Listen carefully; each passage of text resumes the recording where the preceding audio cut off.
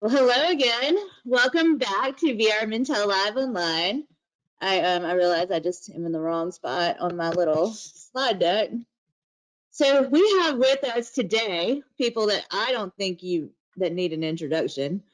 But I'm going to do anyway. Matt Landau, who is the founder of VRMB, and the host of the Vacation Rental Show, formerly Sense of Place, and pretty much all-star of the vacation rental industry, except for maybe Heather Bayer, who is the podcast of the Vacation Rental Formula podcast, Vacation Rental Success podcast, and the Vacation Rental Success Summit. And she's launched a new education platform, and she's a property manager in Canada, and this woman does not sleep. And she gets in an RV every year and comes down south to see us. So anyway, I'm so glad you guys are here. And you just got back to Canada not too long ago. You got stuck down here a little bit during the travel restrictions were heating up. Yeah, I was in the early wave coming home. I think my son Mike, who's a firefighter and has sort of a finger on the pulse of what was going on up here, emailed and said, get home now. And that was back in mid-March. What little did I realize that had nothing to do with it. It was the fact that schools had closed and he had no one to look after his kids. Well, I mean, you've had the kids the whole time now, right? Yes, it's 4 weeks now we've had them. So I'm homeschooling. I am now, I think, I'm a self-imposed Montessori teacher. So we can add to your resume. Absolutely, yes. I can do Montessori teaching, which really means giving them a vacuum cleaner and telling them to empty the dishwasher and do whatever else you want. Oh, I like it. So they're like elves. Perfect. Yes. Yeah. Matt, you just launched a new initiative called the Reset. Can you tell us about it? Yeah. So the Reset was sort of founded on this idea that our industry and each of the businesses inside of it are going through a forced reset. And if you think about the computer router or any piece of technology that you have had to reset, you know that there's the soft reset, which is turn it off and then turn it on again. And that oftentimes fixes things. But there is also the hard reset in which you unplug it and you hold down the button for like 10 seconds and you wait for a minute, fiddling your thumbs, and then you plug it back in, and then either it works or it's like permanently broken and you have to go in to get it fixed or replace it. So the concept of the reset was born in realizing that all of us are going through this process, and that we all needed a central hub of information to survive, to stop the bleeding, to re-emerge when travelers are ready again, stronger than ever before. And also, very honestly, the reality is that some of us won't be in the business on the other side. But of course, as the eternal optimist, I'm providing as many how-to tutorials as possible, featuring an amazing handful of industry experts, including yourself. We just this morning published cleaning guidelines from Dirk. We also have an amazing disinfectant step-by-step tutorial from Properly. Financial stuff. I mean, it's just a growing library, and I think it's something that we all need to just continue working through this process in order to come out on the other side. Reset.vrmb.com. Reset.vrmb.com. So when what we've learned over the last day, I mean yesterday, is cash. We talked a lot about how the need for cash during a time like this. The PPP programs, all the SBA loans. I mean, we've run out of money at this point. Very few people have actually seen any money from this. There is a real question right now as far as how much people are willing to put into their business of their own money to keep it going. And I think what you just mentioned, the fact is some people are not going to make it out. And I wanted to just talk briefly about, like what happens when a company doesn't make it, like, what the process is like. I think, Heather, you've got a business too. I mean, there's a point that the business doesn't have the money to keep going. The trust accounting piece of it is kind of interesting here, in that not all states and not all areas are required to do this.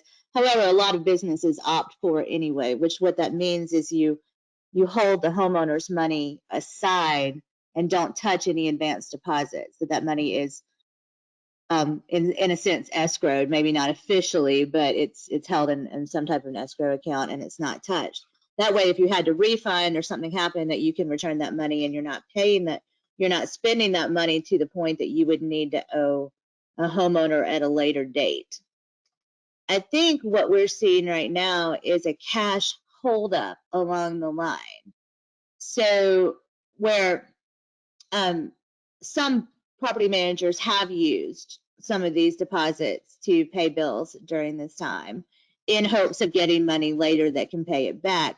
So we've been hearing that homeowners are not getting, or some homeowners are not getting paid. Have you guys been hearing that on your end?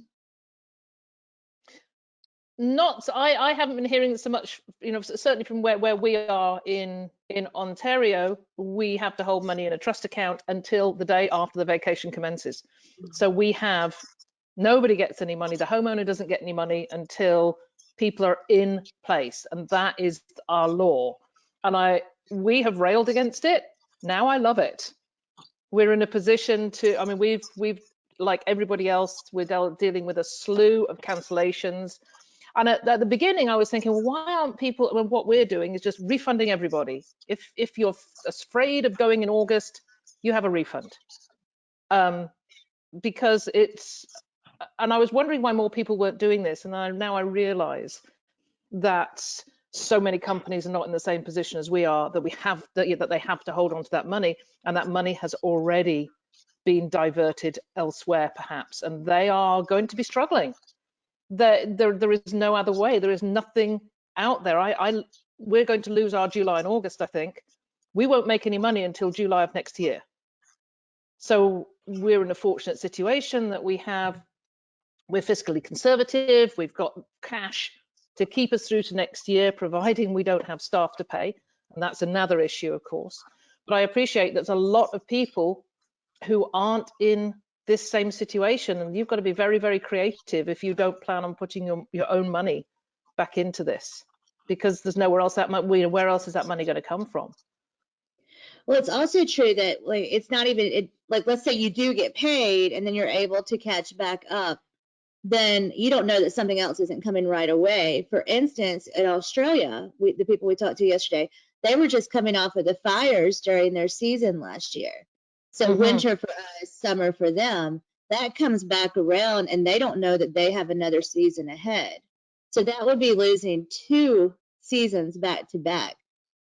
And I've got to say, I don't know many property management companies that could lose 2 peak seasons back to back and still could be in business, would even want to be in business at that point.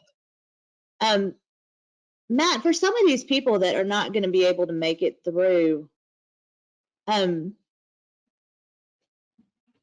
do you think, well, let me get back to this. I wrote an article about Steve Trover a couple of years ago, and Steve Trover went out of business, and I've talked to him about this. I don't think he's going to mind me saying this. But there was a process of things that happened, and we kind of documented kind of how things went south. And so there is a process that if you can't pay the homeowners, then the homeowner pulls the property, and then you lose the property, and a guest shows up for a vacation that they cannot take.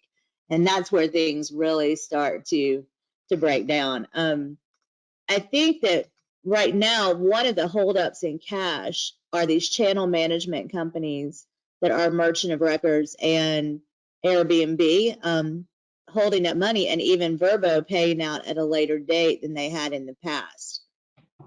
When a channel manager or a channel doesn't pay out when the owner expects it, I think that's what's causing a whole lot of this cash flow problem as well.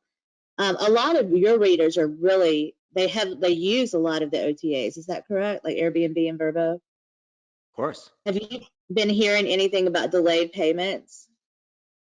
Yeah, absolutely. Mhm. It's terrifying. For me, it reaffirms um,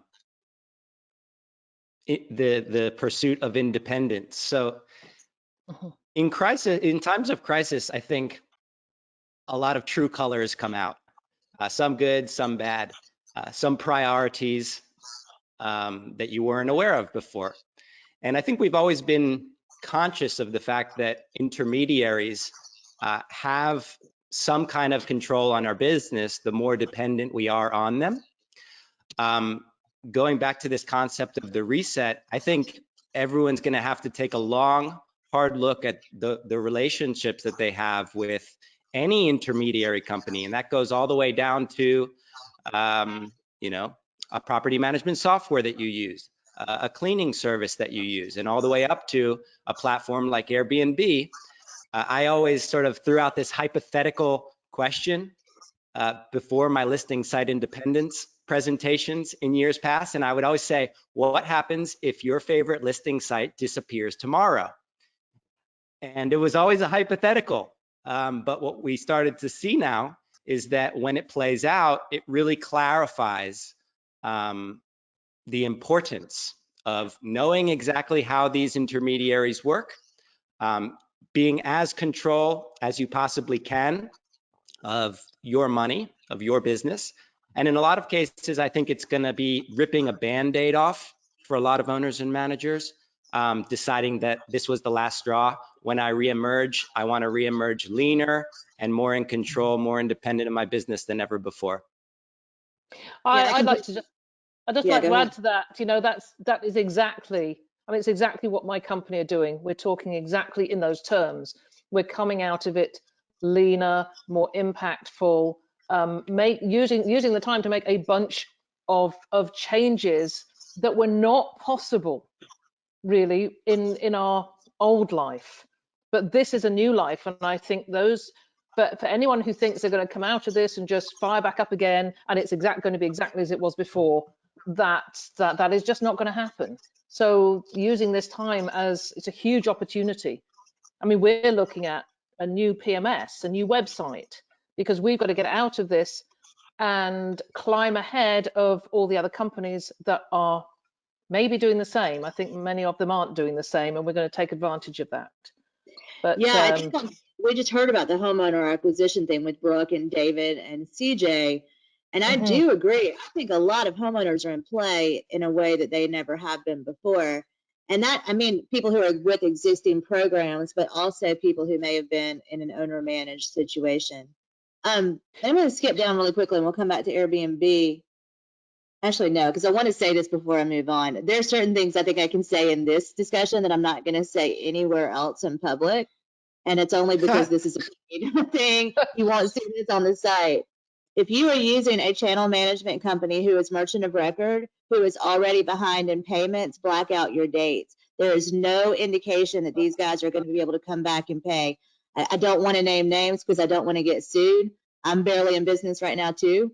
So it's like, but if there's a channel management company who is merchant of record right now that is already behind in payments to you, what's that saying? Like, if you're in a hole, stop digging.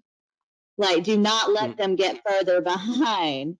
I gotta say, I'm a little disappointed that Airbnb is late on paying some things too. It's a little, I mean, I realize that they have a little bit more stability right now and some that you can trust that they will eventually, you know, get caught up, but that's a little concerning as well. But as far as these channel management companies who are merchant of record, there's, you know, where there's smoke, there's fire is what I'm saying. And we've seen this happen before. We saw people not get millions of dollars back from a Leisure Link situation.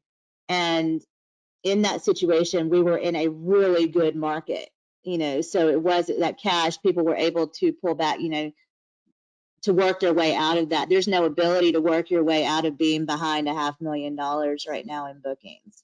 So I Another thing, if you have a website provider who is not returning your emails and they're not supporting your site anymore, then you need to look for another website. If there are website companies who are struggling right now, I think some of you know exactly which one in particular I'm talking about. Do not believe that just because someone returns an email and says, oh, we're fine, they're not fine. There's no support staff. Ask them how many people are working, how many programmers they have. There's nothing there. So there's some things going on the vendor side that I'm really concerned about. So, but especially those integral pieces of your business, your website, your channels, your property management software. And I don't have any indication that property management software systems are in trouble right now, just for the record.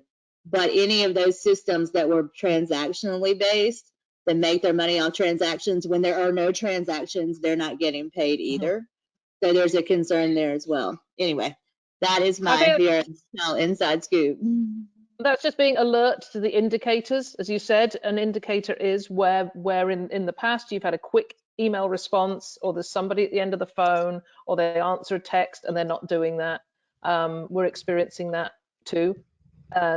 So it's a red flag. It's a huge red flag. It's a big red flag. And as you say, blocking off dates, just going the direct booking. This is when you start just really going into direct booking because you're on your own now. Risk mitigation. I think too, like going back, some of these companies that are funded, we've just heard over the last day, there's not a lot of new VC funding coming in. So if they haven't already signed up with a private equity company or found some kind of like cash flow positive alternative, then these companies are going to be in trouble pretty quickly. I do think, looking back at kind of the industry overall, this idea of a property manager being, like you're talking about, redoing your website, your property management system, getting more professional. You know, when you think about like an estate that has like a caretaker or a guardian, you know what I mean, where someone is there, kind of like the super at an apartment building, you know, the superintendent. There's someone who takes care of the property. And we've had a lot of companies come up since Airbnb got big that are almost, to me, more caretakers than they are property managers. I think some of those are going to have to either be more professional or, you know, kind of go one way or the other at this point. Matt, do you know, does this make sense to you, what I mean about like the caretaker versus the property manager? I was still trying to work it out in my mind. Yeah, Not entirely. So for instance, if you've got an apartment management complex, you have the property manager of that complex, which is usually some type of holding company, you know, who owns the financial responsibility and really manages that like an asset. And then you've got like a superintendent or someone who, or a caretaker, and someone who kind of manages what's going on in the day-to-day, how, you know, they make sure that the elevator's held when you move in and out, if something's broken, that kind of thing. And I think I'm with you. we've had a really good economy for a long time. We've had a lot of caretakers calling themselves property managers, and a lot of property managers really focusing on their caretaking services instead of more of this professionalized stuff. And I think what Heather's doing is interesting to me, in that, like, she's not going to just be a caretaker of these properties. She's actually creating an asset-minded property management business. And I mean, from your perspective, Matt, you've got a lot of both. You talk to companies who do a lot of caretaking, and companies, well, you talk to a lot of homeowners too. Where do you think we're headed in terms of property management services? Do you think it will be more professionalized or less? I think certainly more professionalized, in the sense that we've always historically been kind of a casual industry, at least in terms of perception. For travelers, we're going to need to get more professional in terms of how we present ourselves, starting with things like the way that we clean, the processes that we use, the products that we use. That's going to be of a top priority in terms of messaging coming out of this. But there's also some elements of unprofessionalism that I've always been a big fan of. I heard Jeremiah yesterday talking about quirks, and he wasn't sure how convinced he was that quirks about properties and property managers were moving forward. But you know my theory of limited edition. It's something that I've been talking about not any chance I get now for about 5 years. I still think that the real personality of the owner and the property itself and the manager is of the utmost importance. And if you look at kind of the way things were already kind of trending in terms of travelers looking for something more authentic, travelers looking for that kind of niche, I think all of that is accentuated and accelerated. And more than ever before, you need to be channeling all of that stuff that makes you different. I may be overly optimistic, but I think vacation rentals done professionally with this element of limited edition come out soaring above any of their commodity competition or hotel competition because of the features of a vacation rental, which makes it, in my opinion, post-COVID, a more appealing product. So I think it's a blend of both. And I think in most cases, the owners and managers that we all work with have been doing these things to some degree for quite some time. Now is just a reminder to step on the gas and realize that what you were doing was actually pretty world-class, that hybrid model of professional and limited edition, if you will. Now is the time to step on it. What do you think is changing in traveler behavior?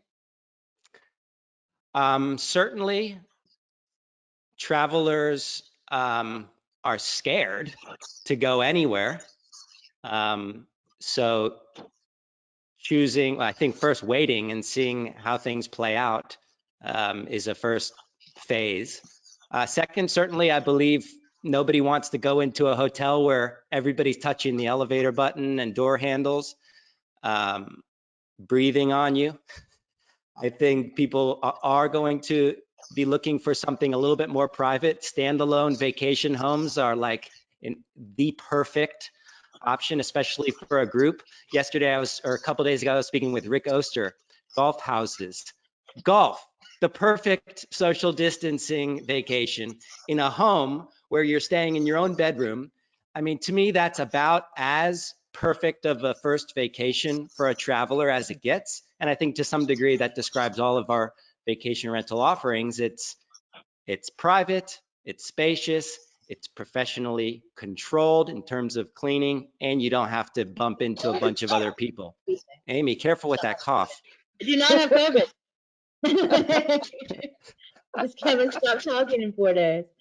I think I live on a golf course, and I will say golf is back. I have not seen this amount of golf activity since I've lived here. Is shocking to me. This could actually be a really big comeback for that sport. But it's all day, every day. There are people on the tee right now. So if you have houses on golf course, it's good news for you. And by the way, houses that are sort of in secluded or isolated areas. I was speaking with Lynn in Wimberley, just outside of Austin. Yeah. She's like fully booked right now. People want to go out there and spend a week on her luxury tent ranch. Yeah, I mean, I'd love to be on Bald Head Island or North Captiva Island or something like that right now, no doubt. And the weather's I'll tell you where I don't want to go is cities. Yeah. Okay, so that goes back to that, right? Leisure versus urban travel. What's up with urban travel now? Well, I could tell you because urban travelers is not my area. We are going to come out of this so well because of where we are. I was talking to an owner this morning who has a 7-bedroom property that's only accessed by water, and you have to go 20 miles down a dirt track to get to the marina before you get on the boat to get to the water. I mean, there's your that's my kind of vacation. I couldn't imagine going to an urban area at the moment. What is the purpose of anybody going to an urban area at the moment? And I think that's where the struggles are going to be. I think that's going to be a long time coming back. It's absolutely true. We don't know how long it's going to be before a group, like, I think this whole idea of opening back up in phases, and we've got some CVB leaders on right after this to talk about what reopening actually looks like in destinations. But I don't know that we're going to see like where we can get together in groups of 50 or more right away. So, like, for instance, I mean, my family, we've got tickets for the Music Man revival on Broadway with Hugh Jackman in September. And I mean, obviously, that's probably not happening. But I think that when you think about the whole idea of what would take you to New York City for your next leisure trip, I don't know that those reasons are still out there. If you can't be in groups or you can't be around, with the physical distancing as whenever Australia.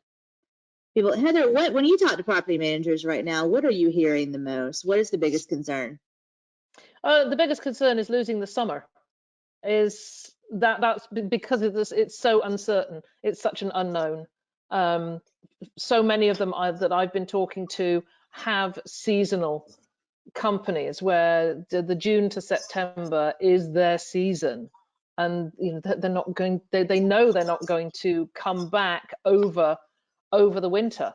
So that's it's the uncertainty, and how you deal with that, I don't know. I mean, the way we're doing it is going into it with huge optimism, is that we are going to have a summer, marketing as if we were. I was talking to Matt Bear from Q4 Launch this past week, and he was likening it to surfing and going out and catching the wave. That you don't want to be sitting on the shoreline looking out there thinking, well, when that wave comes in, I'm going to go chasing off into the water and catch it. I've got to be out there in the water, looking back, looking forward, looking at all the other people around me, so that I'm ready to go at any point. And I think this is what I'm talking to property managers about at the moment, is being there, ready to catch the wave when it comes. Because I think when that wave comes, it's going to come furiously.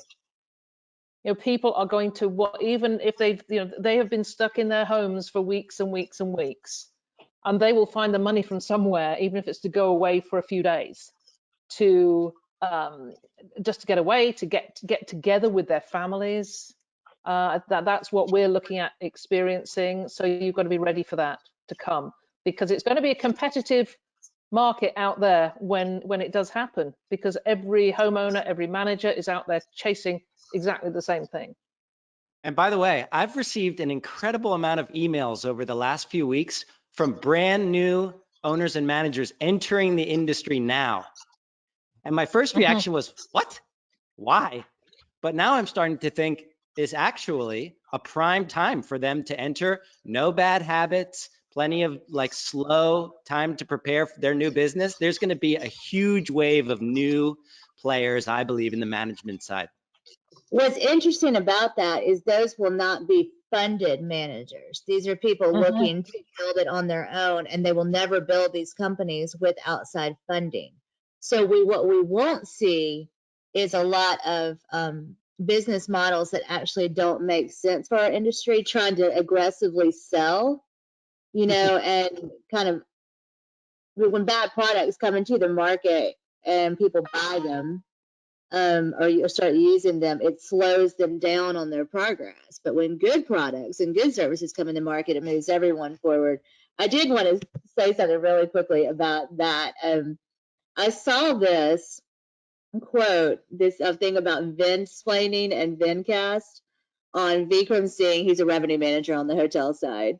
But it was one of the funniest things I've seen about Vinsplaining, about talking about how when a software vendor takes a really complex problem and reduces it down to one simplified issue that only their one-size-fits-all product can solve for. I thought that's actually, there's a lot of that. And this Vincast thing about what all the vendors do in these webinars basically to sell their products. But again, taking the complex issues that are going on right now that everyone's facing and generalizing them into a strategy or tool. And the reason I only wanted to bring this up is, again, this is on my, I can't say it on VRM Intel category. There are a lot of there's a difference between being opportunistic and opportunism. And I really believe that it's about something that Heather said earlier about, kind of that aligning yourself with the vendor, about really, taking a little bit extra time right now with the people who you're working with on the vendor side and deciding whether or not the interests are aligned there. For instance, if a channel manager is telling you that the channels are coming back and the first thing that you need to do is list all of your properties on the channels, and that's how they make their money, like, that's worth considering. That's all I'm saying. Like, as far as aligning your interests, and finding vendors who can do what you actually need instead of being kind of used by them, I think that's interesting. For instance, right now, some people are saying, that now is the time to turn on all your PPC and, up your budget there because it's so cheap. Well, it's obviously not the right thing to do right now. So it's just those kind of examples I just wanted to throw out there. Again, going under my category of what I can say without writing it down. I think a tech audit is a really good idea for people in this down period. Look at agree. all the technology, all the tools and services that you're using, identify the ones that are not helping or contributing, cut them, and look at the ones that you are using, determine whether you're happy with them or whether you need to improve them. I think an audit of a tech stack right now, find the PMS that you need to move forward with, find your welcome book app, find your cleaning app. This is a good time to do all of that stuff and cut out the stuff that's not cutting it. It's housekeeping, it's house cleaning time. And we've done exactly that, Matt. We just did, because we've got this 15-month period, we need to survive through. So we took the cash flow forecast for the entire year. We looked back on last year. I was amazed at what we've got in there, what we paid for last year that we're not using or that hasn't been effective or impactful for us. And many of these have sort of an annual fee that we've just been blithely paying for the last 5 years or so. And it was a real eye-opener when we started lopping those down and saying, okay, if we take this out and this out and this out, and perhaps we find a PMS that's going to do a little bit more for us so we don't have all these disparate pieces, and we bring them into one, will that work better? And then feeding that into the cash flow as well. So the recommendation of a house clean, an audit, I think, we've all got time. Most of the cancellations, we've dealt with cancellations. There's not a lot of bookings coming in. That's our number one priority, is doing that audit.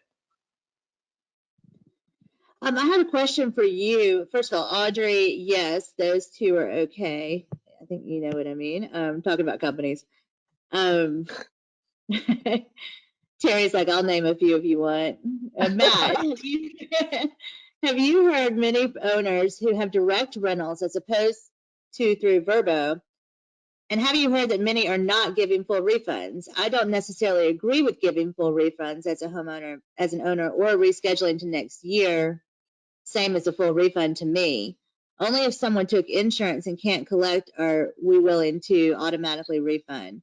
People have a fear of traveling and canceling for August, and giving a full refund at this point is ridiculous. Can I just we talked a lot of cancellations this week. Can I jump in on that one, because that's something I've been answering over this last week when people have been saying to me, why are you doing this? We're doing exactly this.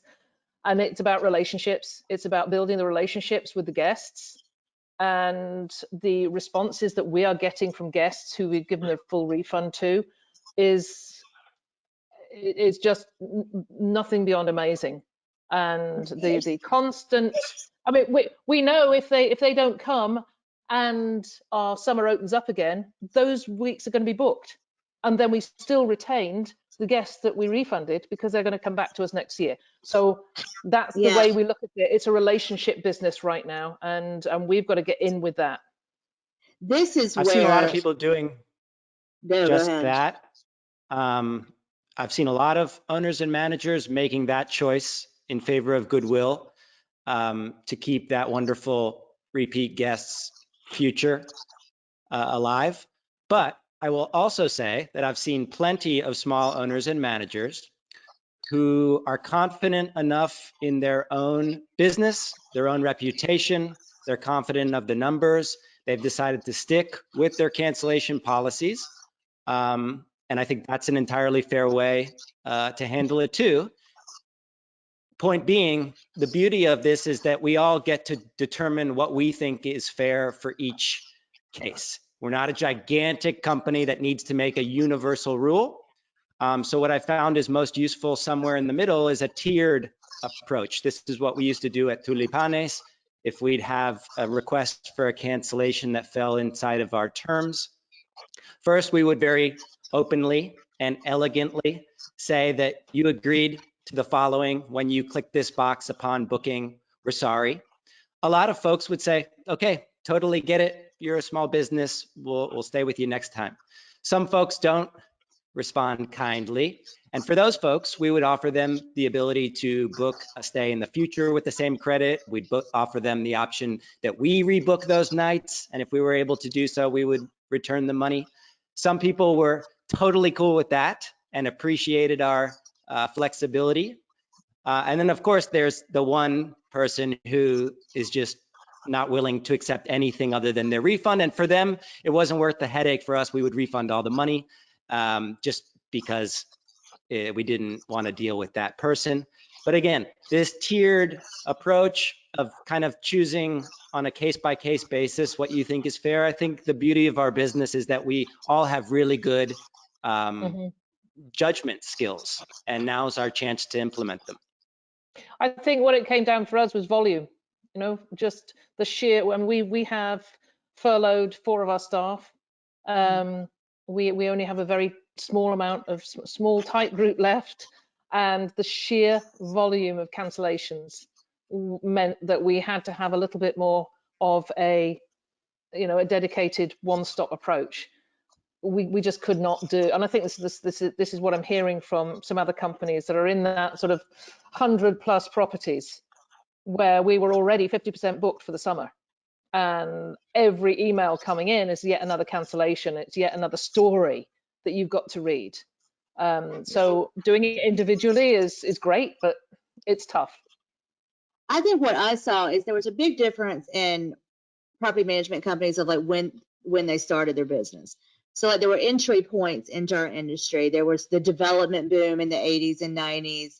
And so a lot of companies between about 1978 and about 2002, you know, right before 9/11, that in that period that started their businesses then, a lot of them were real estate agents, heavy real estate development flow.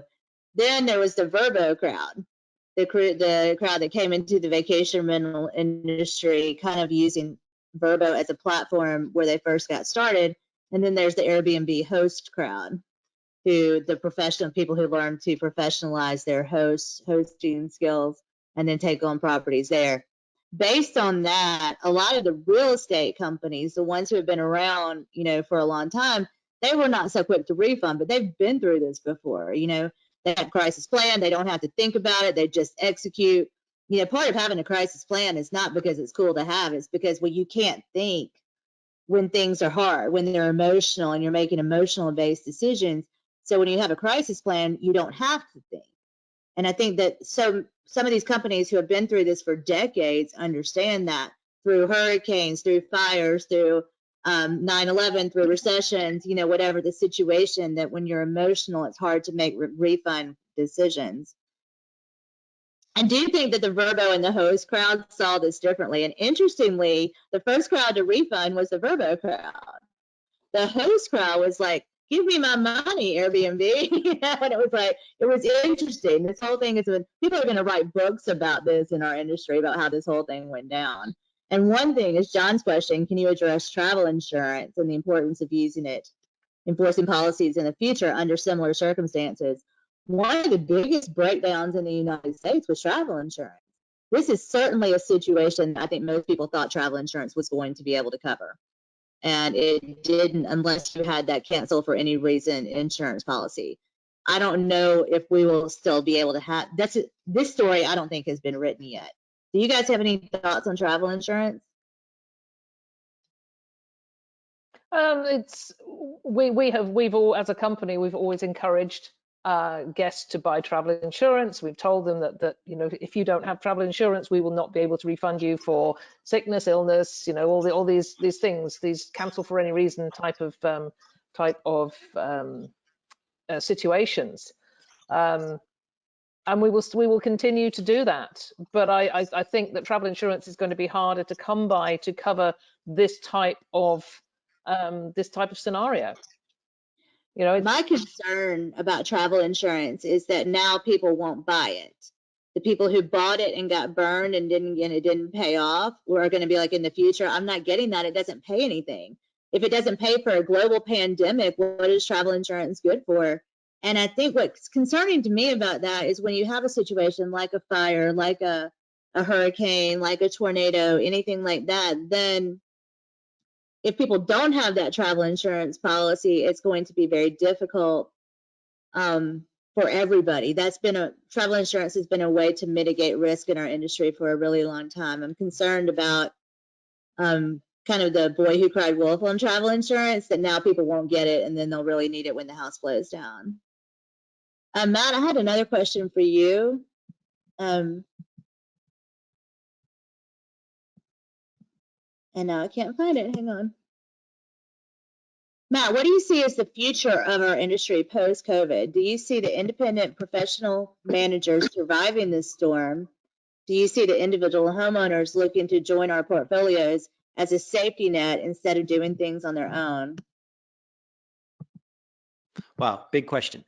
I'll start with the second part, and it is certainly a pattern that any individual homeowner who is doing this kind of on the side, who wasn't fully invested emotionally in their business, I think there's going to be a gigantic departure of those individuals as hosts, and either those properties become part of a larger property management fleet, or those properties are reverted to the long-term rental market.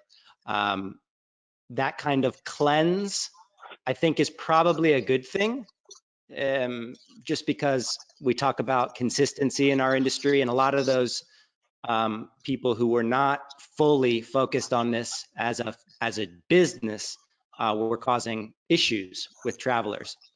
Who's going to emerge on the management side? I keep going back to the same people who have been driving this industry forward for the past 30 years.